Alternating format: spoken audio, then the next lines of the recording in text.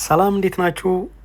የኤፌሶንን ከተማ እስኪ ባጭሩ እኔ እንደገባሁኝ ማየት የፈለኩትኝ አንድ ወሳኝ ቦታ ነበረ። ይሄም ምንድነው? ታላቁ የኤፌሶን ጉባኤ የተካሄደበትን ቦታ ነው። ይህ ቦታ እንግዲህ በኤፌሶን ከተማ ውስጥ ነው የሚገኘው። አሁን ያለሁትኝ ኤፌሶን ከተማ ውስጥ ነው።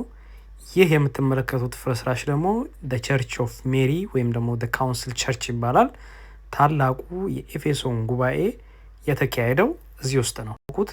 ኤፌሶን በጥንታዊው ዓለም በጣም ትልቅ ከተማ የነበረች ነች። በንግድም በፖለቲካም በሃይማኖትም በጣም ትልቅ ስበት ያላት ተጽዕኖ መፍጠር የምትችል ከተማ የነበረች ነች ኤፌሶን።